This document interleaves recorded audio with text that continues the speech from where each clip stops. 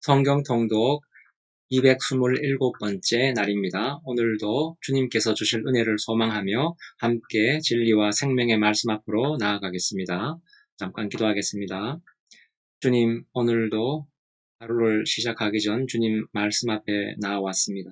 주님 말씀이 생명이요 진리임을 믿습니다. 주님 말씀을 통하여 주님 더 잘 알아가게 해주시고 닮아가게 해주시고 주님 말씀으로 세임 얻게 하시고 주신 새 힘으로 오늘 하루 승리하게 하시고 주님께 영광이 되는 하루 되게 하여 주시옵소서.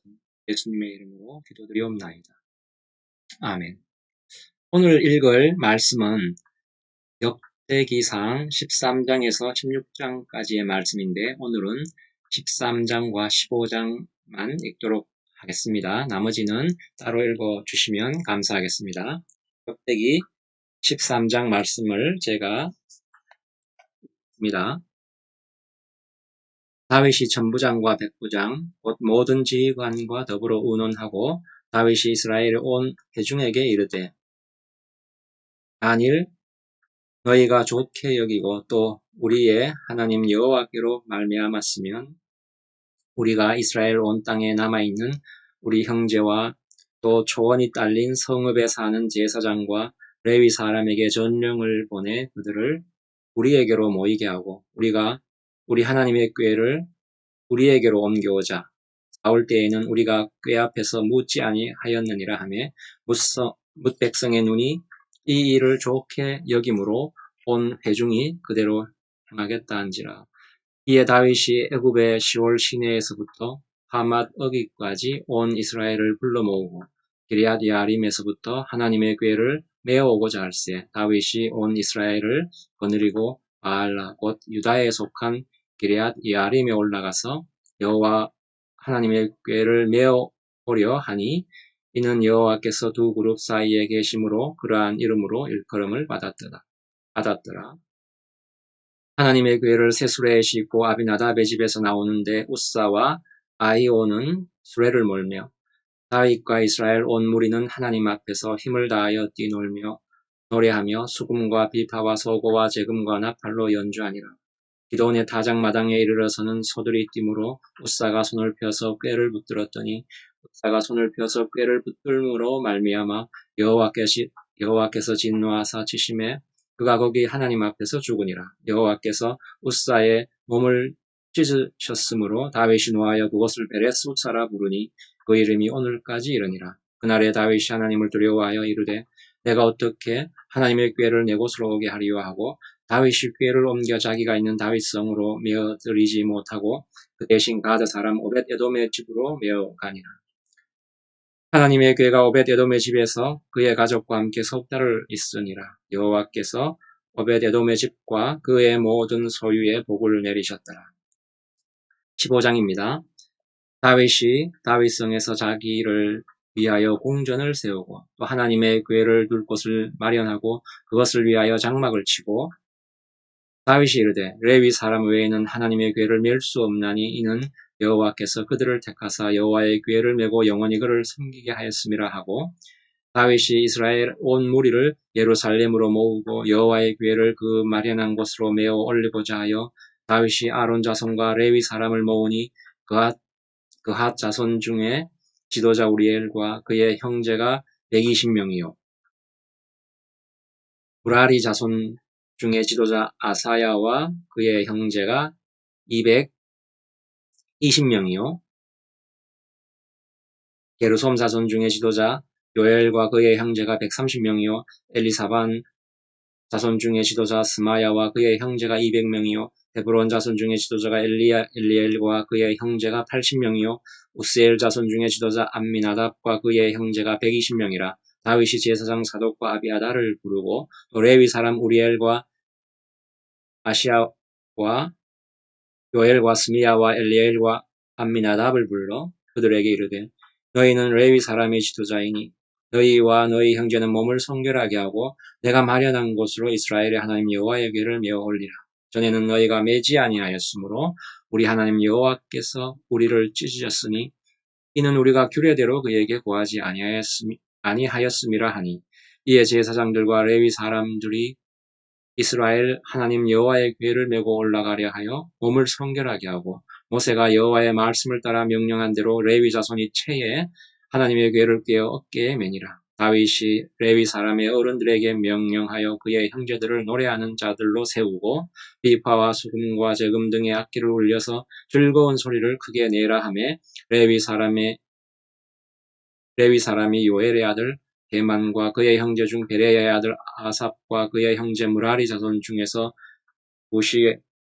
우사야의 아들 에단을 세우고 그 다음으로 그의 형제 스가랴와 벤과 야시엘과 스미라못과 여이엘과 운니와 엘리압과 브나야와 마세야와 마띠디야와 엘리블레후와 믹네야와 문지기 오벳에돔과 여이엘을 세우니 노래하는 자 해망과 아삽과 에단은 놋재금을 크게 치는 자요 스가랴와 아시엘과 스미라못과 여이엘과 운니와 엘리압과 마세야와 브나야는 비파를 타서 알라못에 맞추는 자요. 마띠디야와 엘리블레후와 믹네야와 오벳에돔과 여이엘과 아사시아는 수금을 타서 8째 음을 맞추어 인도하는 자요. 레위 사람의 지도자 그나냐는 노래에 익숙함으로 노래를 인도하는 자요. 베레가와 엘가나는 궤 앞에 문을 지키는 자요. 제사장 스바냐와 요사박과 느다넬과 아미세와 스가랴와 브냐와와 엘리에셀은 하나님의 궤 앞에서 나발을 부는 자요. 오벳에돔과 여이야는 궤 앞에서 문을 지키는 자이더라. 이에 다윗과 이스라엘 장로들과 천부장들이 가서 여호와의 언약궤를 즐거이 메고 오벳에돔의 집에서 올라왔는데 하나님이 여호와의 언약궤를 맨 레위 사람을 도우셨으므로 우리가 수송아지 7마리와 순양 7마리로 제사를 드렸더라.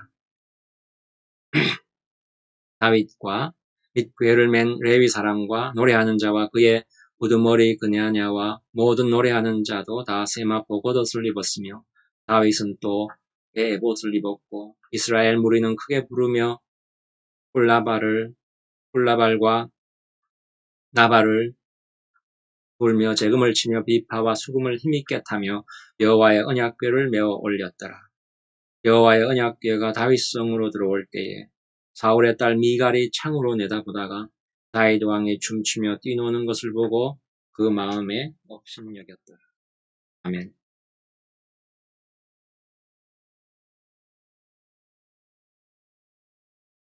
오늘 말씀은 다윗이 자신의 모든 대적을 물리치고 왕이 되어 기쁨과 감격에 차서 어깨를 예루살렘으로 옮기는 장면입니다.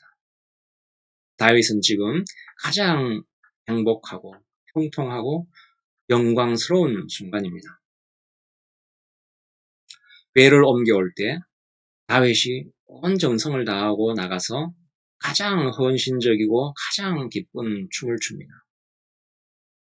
그런데 이 기쁨과 다윗의 이 정성들은 뜻밖에도 어떻습니까? 미갈에 의해서, 미갈이 다윗의 아내지요. 미갈에 의해서 먹칠이 됩니다. 미갈이 이렇게 말합니다. 왕이여, 왕이 오늘 참 경박하게 굴었습니다. 어린애가 발가벗고 날뛴 것과 같습니다. 이렇게 미갈이 미운 말을 하지요. 다윗은 분을 냅니다. 내가 한 것은 하나님 앞에서 한 것이다. 그리고 내가 다른 모두에게 내가 멸시를 당하더라도 나한테만은 당하지 않겠다. 그래서 평생 다윗은 미갈 곁에 가지 않고 미갈은 아이를 낳을 수 없게 됩니다. 하나님의 궤를 가져오는 일이 은혜와 감사와 기쁨과 영광으로 마무리가 되어야 할 텐데 이상하게도 어떻습니까? 분노와 보복과 두려움과 심지어 죽음 이런 것들로 마무리가 되지요. 의아합니다. 그렇지요. 온갖 고난을 이겨내고 왕이 되어 법궤를 예루살렘으로 옮긴 지금부터는 다윗의 삶이 어떨 것 같습니까? 다윗의 삶이 휘황찬란한 업적을 남기고 더 형통한 삶이 되어야 마땅해 보이는데 우리가 잘 알듯이 어떻습니까? 왕이 된 이후 다윗의 삶은 우리가 납득할 수 없을 정도로 온갖 시련과 환난과 자책으로 얼룩진 그런 삶이 펼쳐집니다. 다윗의 인내와 순종과 믿음이 가진 영광이 다윗을 다시 환난으로 밀어내는 것이 다윗 인생의 후반기의 삶인데 참 납득하기가 쉽지 않은 그런 인생입니다. 이 일은 다윗을 이해하기 위해서 필요한 것이 아니라 우리 모든 예수 믿는 우리 성도들이 하나님을 알지 못하고 제멋대로 살던 자리에서 은혜를 입고 감격과 항복 속에 시작한 신앙 생활이 어떻습니까? 생각같이 형통하지도 자랑스럽지도 않다는 우리의 현실과 너무나도 딱 들어맞습니다. 그렇지요? 그래서 다윗 인생의 후반부 인생을 이해하는 것이 우리의 신자된 현실을 이해하는데 매우 중요한 실마리가 됩니다. 한번 보겠습니다. 여러분, 처음 예수 믿고 구원받았음을 고백할 때는 기쁘고 감격스러웠지요. 나는 더 이상 죄인이 아니다. 하나님의 자녀가 되었다. 이런 주체할 수 없는 감격이 있었지요. 하지만 그 후의 신앙생활은 어떻습니까? 신앙생활이 실은 항상 기쁘지만은 않지요. 오히려 고되고 믿는 게 이게 뭔가 하는 때가 더 많습니다. 신자의 삶이란 뭐고 하나님이 우리에게 목적한 것이 무엇이고 그 목적한 것을 정말 하나님이 이루어 가고 계시기나 한가 하는 그런 의심도 들지 않습니까? 우리가 죄사함 받고 기뻐 감격하며 뛰는 것은 이제 신앙의 길에 들어선 것에 불과합니다. 구원의 출발점에 들어선 것이지요. 주님을 알게 되어 죄사함 받은 그 감격이 지금 다윗에게서는 법궤를 예루살렘으로 옮기며 그 앞에서 천진난만한 어린아이처럼 기뻐 날뛰는 그 감격에 불과합니다. 구원의 시작에 불과할 뿐인 것이지요. 구원받는 순간부터는 구원의 완성을 향하여 나아가게 되어 있습니다. 우리의 의지와 상관없이. 이것을 성화라고 하는데 구원받은 이후, 구원받자마자 모든 사람은 이 성화의 길을 가게 되어 있습니다.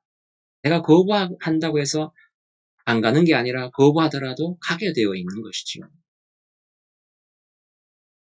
그래서 보면은 다윗의 삶이 왕이 된 이후에는 모든 게 형통해야 맞지 않겠습니까? 그런데 왕이 된 이후에 다윗의 삶은 그야말로 온갖 시련과 환난과 고난으로 점철되어 있습니다. 다윗이 어떻게 됩니까? 우리가 잘 알듯이 그 후반 생애가 바세바와의 일로 온갖 험악한 꼴을 다 당하지 않습니까? 그게 뭐냐면은 다윗이 배를 옮길 때 기뻐 날뛰었던 그 감격을 넘어서 이제 정말로 다윗이 거룩해지는 성화의 길을 걷게 되는 것이지요.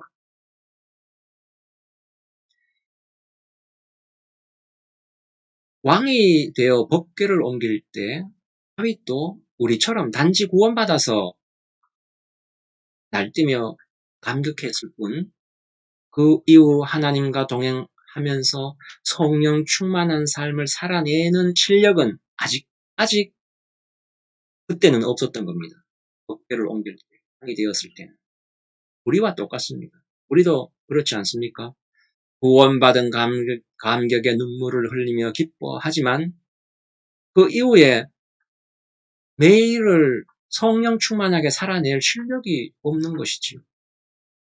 그래서 어떻습니까? 자기 자신에게 실망하고 낙담하고 믿는 게 이게 뭔가 그런 회의가 들기까지 하지 않습니까? 다윗과 똑같습니다. 그러니까 구원받은 후 매일을 성령 충만하게 살아내는 것이 문제지요. 이것을 향해 가는 길을 성화라고 하지 않았습니까? 성화의 길이 고되고 고달픕니다.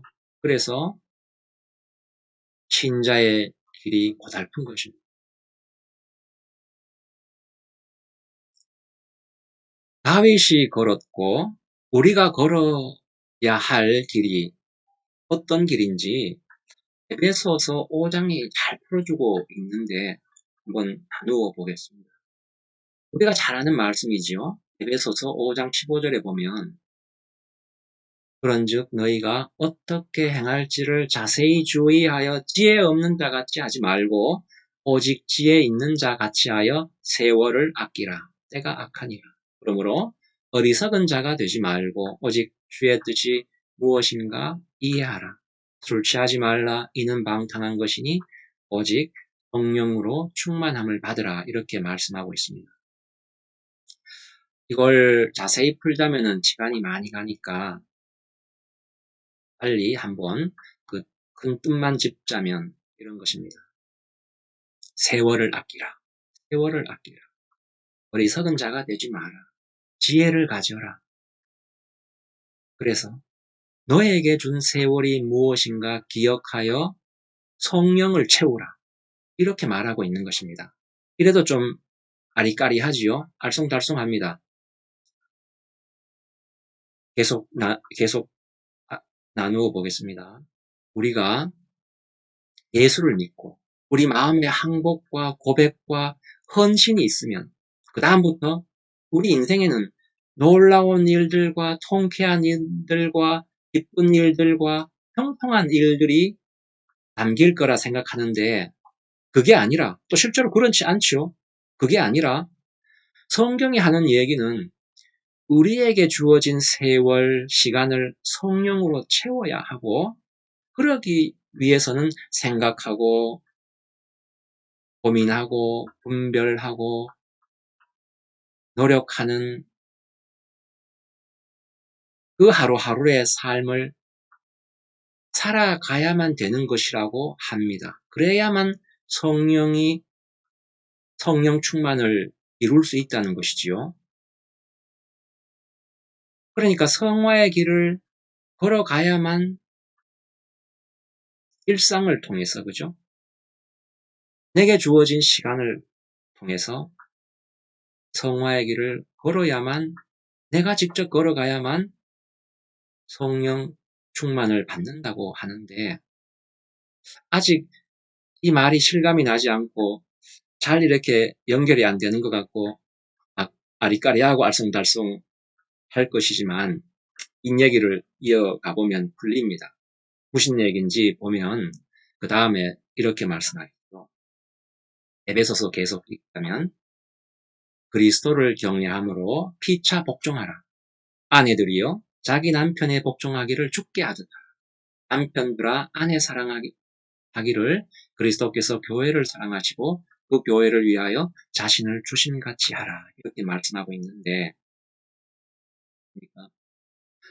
오직 성령 충만하라 해놓고는 갑자기 왜 부부 얘기가 툭 나오는 것일까요? 거기다가 느닷없이 이런 명령부터 시작하죠.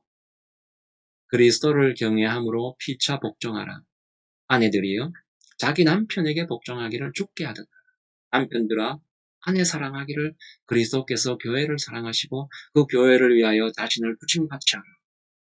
이런 명령이 느닷없이 나오는 것은 부부가 되는 것은 하나님이 정하신 것이다. 이런 것인데 하나님이 이렇게 말씀하시는 거죠. 내가 승리와 성공과 기쁨과 영광을 만들어 줄 테니 너희는 다만 이것을 지키라. 이게 뭡니까? 아내들이요, 자기 남편에게 복종하기를 주께 하듯하라. 남편들아 아내 사랑하기를 그리스도께서 교회를 사랑하시고 그 교회를 위하여 자신을 주심같이 하라. 다만 이걸 지키라, 이런 뜻입니다. 아직도 알쏭달쏭 아리까리하지요. 좀 더 들어가 보겠습니다. 결혼 전에 남녀가 어떻습니까? 사랑하게 되면 눈에 콩깍지가 지워지지 않습니까? 그래서 좋은 것만 눈에 보이지요. 보고만 있어도 좋습니다. 그리고 이 사람이다 해서 이제 결혼을 하죠. 그러나 결혼하면 그 순간은 어떻습니까? 결혼한 그 순간부터 고난의 문이 열리죠. 행복 끝, 전쟁 시작. 우리가 다 겪었죠. 왜 그렇습니까? 결혼 전에는 보이지 않던 것이 결혼하고 나서는 보이기 시작합니다. 결혼하고 나면 한 몸이 되어서 함께 사는 것이기 때문이죠. 사는 게 문제가 되는 거 아니겠습니까? 그래서 보이지 않던 것이 보입니다. 이제는 상대방의 그 적나라한 수준이 다 보이지요. 마음에 안 드는 것만 눈에 들어오지요. 싸우지 않습니까? 온갖 정성을 다 기울여 한 결혼이 최악의 선택이었다는 것을 아는데 시간이 얼마 안 걸립니다. 그렇죠? 이게 뭐냐 이거죠. 인간의 능력으로는 이런 기가 막힌 결혼을 할 수 있을까 싶을 정도로 가장 안 맞는 사람이 결혼했다, 이런 걸 발견하게 됩니다. 적어도 어느 한쪽은 좀 괜찮아야지 이쪽도 왼수고 이쪽도 왼수고, 참 부부가 되는 것이 하나님이 아니면 그렇게 맺어줄 수 없다 싶을 정도로 참 결혼하고 나서 서로 맞지 않음을 발견할 때가 허다하지 않습니까? 사랑하는 사람이 아니라 왼수 같고 인생의 가장 큰 족쇄 같고 걸림돌 같고 나의 인생을 가로막는 가장 큰 벽 같고 장벽 같았던 때가 사실 종종 자주 있지 않았습니까? 생각될 때가, 누구나 살아도 이 사람만 아니라면 지금보단 낫겠다 했던 때가 결혼 생활 내내 적지 않았던 게 사실일 겁니다. 그렇죠? 몸서리 쳐지는 이런 일들이 일을 한다고, 우리를 만들어낸다고 하나님이 지금 말씀하시는 겁니다. 이 본문을 통해서 에베소서가 부부 얘기를 그래서 가지고 오는 거죠. 성경 말씀이. 하나님이 무엇을 만들어내는지 한번 보시죠. 집에 원수가 둘이 있지 않습니까? 남편, 또 아내, 자식. 속을 다 썩이다 못해 문드러지게 하는 일이 적지 않았지 않습니까? 서로가 큰 기쁨과 행복을 꿈꾸며 결혼했다가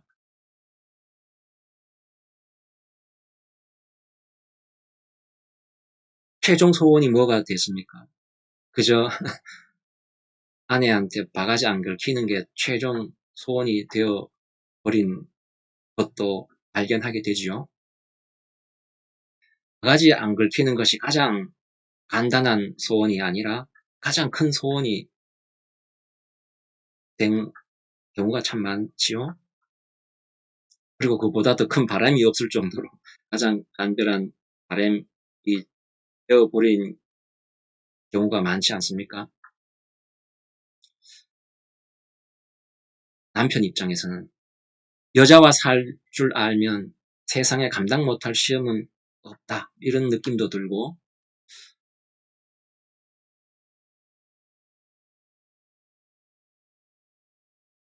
그리고 뭐 아내가 그렇다 그러면 또 그런 거 아니겠습니까? 그죠? 수박 보고서 배추라 그러면 배추인 거죠. 남자를 철들게 하는 거는 아내입니다. 그죠? 아내를 철들게 하는 건 누굴까요? 아내를 철들게 하는 것은 자식이 아닐까 싶은데, 자식한테 꼼짝도 못하지 않습니까? 참 하나님의 기이한 섭리입니다. 그죠? 부부 간의 그 관계가 기이한 섭리죠. 인간이 생각지 못할 그 섭리가 부부 관계 안에 있는 것이죠. 그러다가 이제 남자가 철이 들면, 남편이 철이 들면은 바지 안 긁히는 것을 넘어서 여인을 웃음 짓게 하고, 그죠? 또 자식을 훌륭하게 하는 것을 위해 당연히 희생하고 당연히 또 인내하게 됩니다. 희생과 인내가 만들어지는 거죠. 만들 수 없는 것들이 만들어지는 거죠. 성공은 인내를 만들어내지도 못하고, 성공은 희생을 만들어내지도 못합니다. 그렇죠. 성공은 할 수 있는 게 헛바람만 잡는 것만 만들어낼 수 있고, 성공은 헛바람 잡는 것과 똑같고, 세상이 얼마나 우리를 위협하고 유혹합니까? 또 사기도 치지 않습니까? 세상이 우리에게 세상의 위험과 세상의 위협과 기만 앞에서 인간의 진정한 내용을 하나님이 바로 이 찢고 뽑고 하는 일상 속에서 만들어낸다는 것이죠. 가정은 사실 평화롭지만은 않죠. 하나 이기고 나면 다음 문제가 또 찾아오지 않습니까? 그러나 어떻습니까? 평생 시달리면 우리가 훌륭해지는 것을 하나님이 약속하시는 겁니다. 지지고 볶는 일상을 억울해 하실 필요가 없는 것은 우리가 훌륭해질 뿐만 아니라, 이어서 아까 읽은 말씀에 이어서 이런 말씀이 나오기 때문입니다. 그러므로 사람이 부모를 떠나 그 아내와 합하여 그 둘이 한 육체가 될지니 이 비밀이 크도다. 나는 그리스도와 교회에 대하여 말하노라, 이렇게 말씀하고 있는데, 이게 바로 신자의 존재입니다. 신자의 존재란 어떤 존재냐? 바로 이런 존재죠. 어떤 존재냐? 부부가 결합되었듯이, 부부가 한 몸으로 결합되었듯이, 그렇게 그리스도께서 우리와 결합하셨다는 거죠. 그리스도께서 그렇게 자신을 우리에게 준 것이라는 거죠. 우리가 그리스도와 한 몸으로 그렇게 연합되어 있다는 것입니다. 이것이 신자의 존재지요. 부부는 서로에게 원망할 수도 있고 또 잘못하면 탓할 수도 있겠지만, 예수님은 잘못이 없음에도 우리와 당신을 묶어서 우리가 하는 대로 다 따라오십니다. 우리가 말 안 듣는다고 해서 하나님이 잠깐 별거하자 하시지 않습니다. 우리의 못난 선택, 못난 짓, 거기에 주님은 우리와 묶여 있습니다. 기가 막히지 않습니까? 우리가 남에게 보여주고 싶지 않은 못난 모습들이 얼마나 많습니까? 그런데 우리의 그 못난 모습이 예수님 자신의 모습이냐? 예수님은 우리와 함께 묶여 있습니다. 그게 바로 예수님께서 우리를 위하여 자신을 내어주신 것이지요. 죄에서 꺼낼 뿐만 아니라 하나님의 자녀로 만들어 구원의 완성에 도달하게 하기 위해 주께서 마태복음 28장의 말씀처럼 볼지어다 내가 세상 끝날까지 너희와 항상 함께 있겠다 라고 말씀하시는데 예수님이 마치 우리의 남편이며 우리와 결합되어 있는 것 이것이 신자의 존재이며 인생이며 비밀입니다. 그래서 신자란 신비한 존재인 것이지요. 우리의 평범하고 늘 실패하고 하찮아 보이는 우리의 일상 속에서 하나님이 큰 일을 이룬다는 이 사실을 모르니까 나의 감격이나 고백이나 기대나 내 헌신에 왜 하나님이 보상하지 않는가 하는 것으로 우리는 매일 체념하거나 원망만 하다가 끝내는 거죠. 그죠? 여기나 안 먹고 살게 해주세요. 물론 그것뿐이게 되는 거지요. 아무것도 아닌 것처럼 보이는 지지고 볶는 일상을 통해 하나님이 우리에게 무엇을 담아내는지 모르니까 원망, 체념하다 끝나고 마는 신앙을 갖게 되는 것입니다. 부부간에도 그 부부가 한 몸이 되어서 있으니까 어떻습니까? 결국에는 아까 전에 오래 참는 인내와 용서와 이런 것들이 생겨났지 않습니까? 그런데 우리는 어떻습니까? 예수 그리스도와 한 몸이 되어 있다는 거죠. 그러니까 얼마나 더 거룩하고 신령한 것을 열매 맺겠냐 하는 것입니다.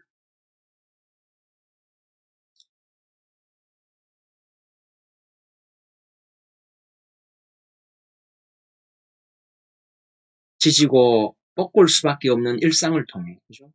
들그릇 같은 우리 안에 하나님의 성품을 하나님이 지금 담아내고 있습니다. 금간 컵에 흙 묻은 바가지에 기적의 물을 담고 있는 것이지요. 기가 막힌 하나님의 성품을 담아내고 있는 것입니다. 금간 컵에 흙 묻은 바가지 그것이 하나님이 우리에게 주시고 매일 하시는 일입니다. 욥 아시지 않습니까? 이런 일이 자신이 당한 일상에 지지고 볶는 일을 넘어서 얼마나 그 큰 고난을 당합니까? 너무 힘들어서 욥이 이렇게까지 비명 지른 것 잘 알지 않습니까? 하나님, 왜 나를 분초로 시험하십니까? 내가 잘난들 그게 하나님께 무슨 대수겠으며 내가 죄를 지은들 그게 하나님께 무슨 흠이 되겠습니까? 이렇게 비명 지르지 않습니까? 이 비명 어떻습니까? 공감이 가지요. 내가 왜 살아서 이 꼴을 보게 하십니까? 그거 아닙니까? 그죠? 내가 뭘 잘못해서 하나님 이런 형벌을 주십니까? 내가 왜 울어야 합니까? 내가 왜 억울해야 합니까? 이렇게 우리가 비명 지르면서 하소연하는데 하나님의 대답은 이렇습니다. 안다. 네가 나에게서 기대하는 것보다 나는 너에게 더 큰 목적을 가졌기 때문에 너를 눈물 골짜기로 인도한다. 그것이 너에게 영광이 되고 내 감사가 될 것이다. 내가 약속하마. 이렇게 말씀하시는 거죠. 한몸된 부부간에도 눈물의 골짜기를 지나니까 인내의 열매를 용서의 열매를 맺지 않았습니까? 뭐냐 우리가 그리스도와 부부 관계를 넘어 그보다 더 밀접 부부 관계처럼 한 몸이 되어 있지 않습니까? 이 눈물 골짜기를 일상에 지지고 볶는 눈물 골짜기를 우리가 우리 발로 걸어 나가기만 하면 거룩하고 신령한 열매를 맺는다고 주님께서 말씀하시는 거예요. 그래서 다윗이 이런 고백하지 않습니까? 고난당한 것이 내게 유익이라 이로 말미암아 내가 주님을 배우게 되었나이다. 주님을 닮아 간다니까요. 어디서? 지지고 볶는 일상 속에서. 벌써 경험하셨죠? 남편과 아내와 자식 때문에 서로 때문에 오래 참게 되었고 너그러워졌고 눈 감아주게 되었고 덮어주게 되었죠. 이게 성령의 열매죠. 성령 충만인 것이죠. 우리가 주님과 말하자면 부부관계 한 몸인 것입니다. 누가 이 길을 걸어갔다고요? 지지고 볶는 눈물 어린 골짜기를 누가 걸어갔다고요? 다윗이 걸어갔죠. 왕이 되고 언약궤 가져와서 이제는 영광만이 펼쳐져야 할 앞길이 어떠했습니까?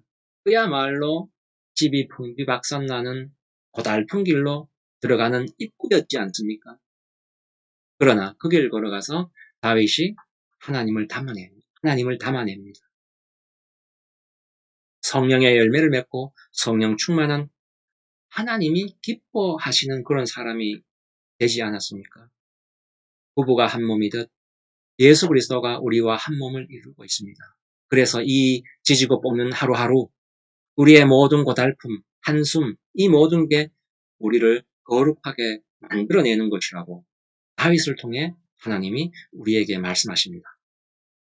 주님과 한 몸 된 우리임을 잊지 마시고 지지고 볶고 한숨 나오고 고되고 고된 하루를 감사로 승리하는 우리 모두가 되길 소망합니다. 기도하시겠습니다.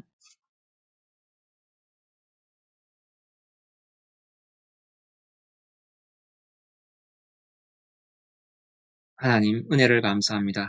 하나님께서 우리를 예수 그리스도로 하나님의 자녀 삼으시고 예수 그리스도로 영광되게 하시며 예수 그리스도와 함께 우리의 삶을 복되게 살게 하신다는 것을